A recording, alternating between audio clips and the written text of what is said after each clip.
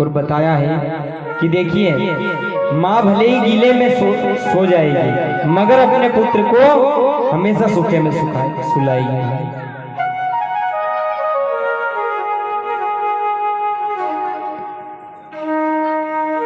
तो इसीलिए महाराज बच्चे का प्रथम गुरु जो है वो माँ को बताया गया है। और देखिए मगर आजकल की माताएं कुछ अलग धीरे धीरे कलयुग के प्रभाव में आती जा रही हैं महाराज। जैसे ये धुंधली थी महाराज, और देखिए अब धुंधली ने आत्महत्या कर ली। आत्महत्या करने के बाद भी उस धुंधली को शांति नहीं मिली महाराज। लोगों को वह डराने लगी प्रेत बन। और उसके बाद अब देखिए महाराज ये धुंधकारी जब घर में अकेला था तो घर पूरा काटने को दौड़े महाराज।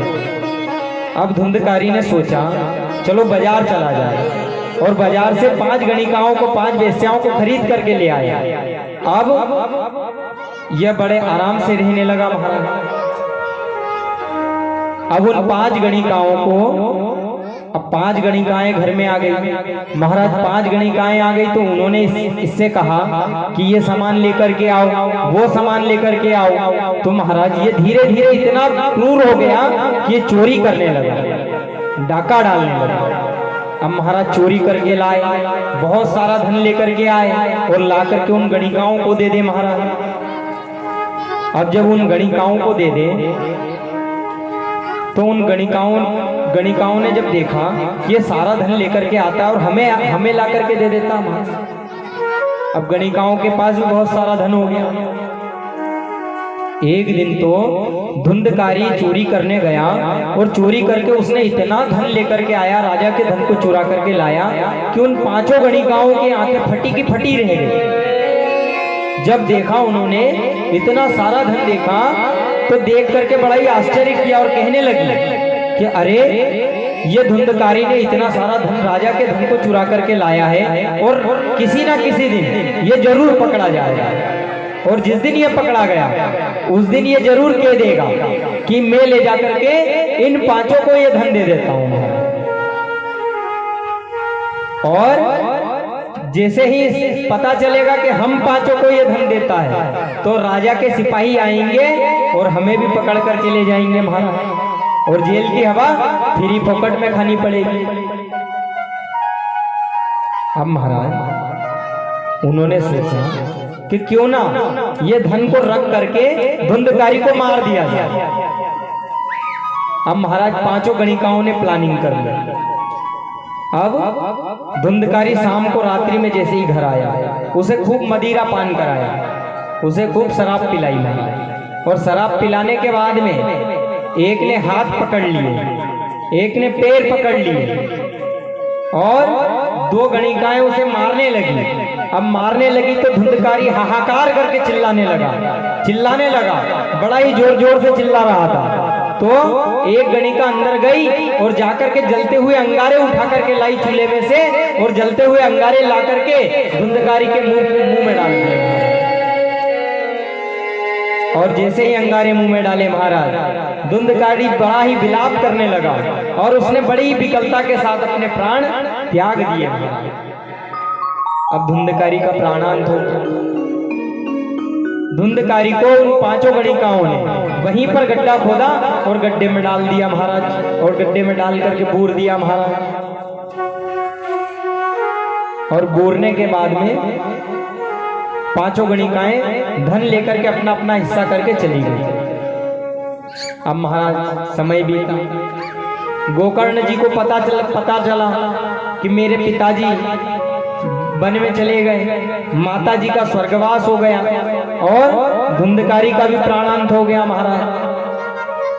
अब उन्होंने जाकर के गया जी में श्राद्ध किया और गया जी में श्राद्ध करके तर्पण किया, मगर इस धुंधकारी को फिर भी मुक्ति नहीं मिली महाराज, क्योंकि इसकी अकाल मृत्यु हुई। और देखिए धुंधकारी को अकाल मृत्यु हुई थी तो इसे फिर भी मुक्ति नहीं मिली महाराज। अब देखिए महाराज, गोकर्ण जी ने गया श्राद्ध किया, तर्पण किया, सब कुछ किया और वापस अपने घर की ओर आ गए महाराज। अब जैसे ही अपने घर की ओर प्रस्थान किया, घर में देखा बहुत सारा धूल पड़ा हुआ था महाराज। गोकर्ण जी शाम के समय आए, रात्रि के समय आए, दुपट्टे से धूल को साफ किया और साफ करके दुपट्टा बिछा करके सो गए महाराज। अब जैसे ही धुंधकारी, अब जैसे ही गोकर्ण जी सो गए तो गोकर्ण जी ने क्या देखा कि अचानक से एक शेर की गर्जना की आवाज आई महाराज, बड़े जोरों से, और गोकर्ण जी की निद्रा खुल गई। और जैसे ही निद्रा खुली, सामने देखा तो सामने एक शेर का बच्चा खड़ा हुआ दिखा। अब उस शेर के बच्चे को देखा तो देखते ही देखते वो हाथी का बच्चा बन जाता महाराज, फिर देखते ही देखते गधे का बच्चा बन जाता महाराज, फिर देखते ही देखते वो घोड़े का बच्चा बन जाता महाराज। गोकर्ण जी ने देखा, अरे ये बार बार न जाने कौन है। तो गोकर्ण जी ने आवाज लगा दी, अरे कौन है, सामने आ। तब महाराज धुंधकारी प्रेत योनि में प्राप्त था महाराज, वह प्रेत के रूप में सामने खड़ा हो गया महाराज। गोकर्ण जी ने कहा, अरे तू जो भी है सामने आ जा, नहीं तो तुझे भस्म कर दूंगा महाराज। अब धुंधकारी डरा हुआ था और धुंधकारी प्रेत के रूप में सामने आ गया। अब धुंधकारी ने सामने आकर के खड़ा हो गया, मगर प्रेत योनि में था महाराज, कुछ बोल ना पाए वो। तो धुंधकारी बार बार उस गड्ढे की ओर उंगली दिखाता है, बार बार उस गड्ढे की ओर हाथ दिखाता है और कहता है, बार बार बोलने का प्रयास करता है, परंतु बोल ही नहीं पाता महाराज। तब गोकर्ण जी ने हाथ में जल लिया और जल लेकर के अभिमंत्रित किया कि नमो नमस्ते स्फटिक प्रभाय सुश्वेत हाराय सुमंगलाय सुपास्य हस्ताय यशासनाय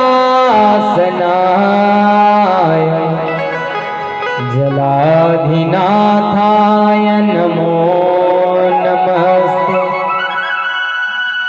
गोकर्ण जी ने हाथ में जल लिया और जल लेकर के अभिमंत्रित किया और अभिमंत्रित करके जैसे ही धुंधकारी के ऊपर छीटा, अभिमंत्रित किया हुआ जल छिटकने से धुंधकारी को बात सिद्धि प्राप्त हो गई महाराज। वो बोलने लग गया और कहने लगा, अरे भैया धुंधकारी, अरे भैया गोकर्ण जी, मैं तुम्हारा ही बड़ा भाई धुंधकारी हूँ और मेरे कुकर्मों के द्वारा मेरी यह गति हुई है महाराज, और मुझे यह प्रेत योनि प्राप्त हो गई है महाराज।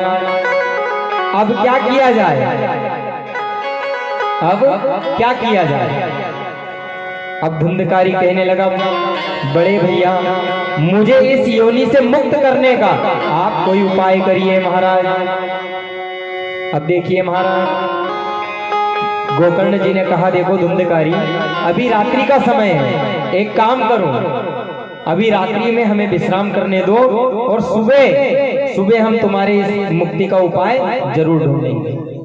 अब महाराज इस प्रकार से कह दिया, धुंधकारी वहां से चला गया। अब धुंधकारी वहां से गया, गोकर्ण जी ने सुबह अपने इष्ट देव सूर्य नारायण भगवान को आवाहन किया और सूर्य नारायण भगवान ने आकर के गोकर्ण जी को उपाय बताया है कि आप ये जो धुंधकारी है, ये प्रेत योनि में गया हुआ है और इसकी मुक्ति करने का केवल एक ही उपाय है कि इसे श्रीमद् भागवत की कथा सुनाई जाए महाराज 7 दिनों तक। अब महाराज धुंधकारी को 7 दिनों तक भागवत कथा सुनाने का ऐसा निश्चय किया गोकर्ण जी ने, और गोकर्ण जी ने आकर के धुंधकारी से कहा, धुंधकारी, तुम्हें मुक्ति दिलाने का केवल एक ही उपाय है कि तुम्हें श्रीमद् भागवत की कथा सुननी पड़ेगी।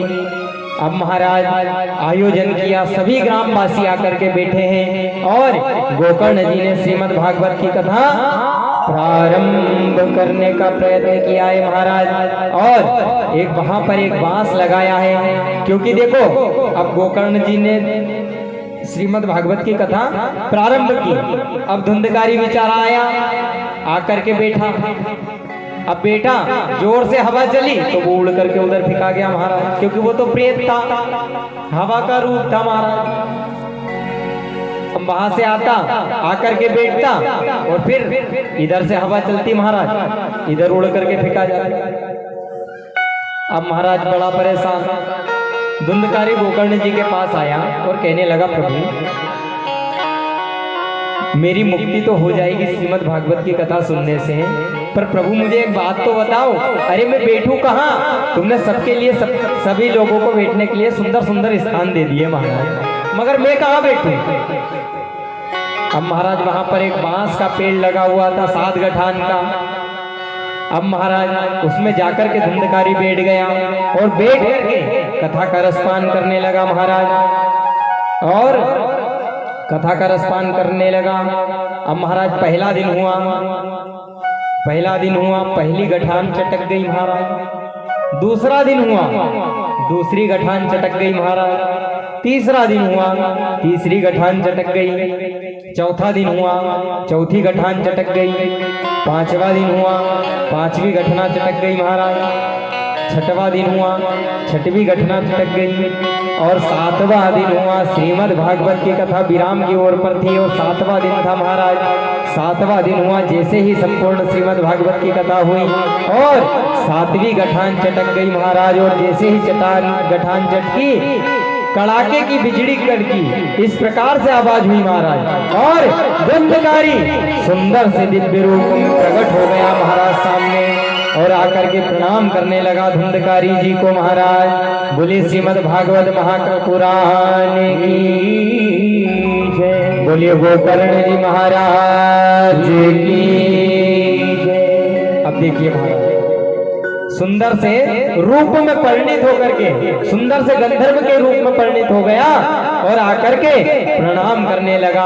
अब प्रणाम करने लगा तो महाराज गोकर्ण जी उससे पूछने लगे, अरे भैया काशी तुम, अरे आप कौन हो? तब महाराज धुंधकारी कहने लगा, भैया मैं आपका बड़ा भाई धुंधकारी हूँ और प्रेत योनि में जाने के कारण मेरी ये दुर्दशा हुई थी, और आज आपके श्रीमुख से ये श्रीमद् भागवत की कथा सुनने से आज मुझे मुक्ति प्रदान हुई है महाराज। और सुंदर विमान आया और विमान आ गया, और विमान आने पर तब बड़ी ही सुंदर महिमा गाई है धुंधकारी जी ने, और अपने भैया को प्रणाम किया है और कहने लगा कि हरि कथा सुनाने वाले, हरि की कथा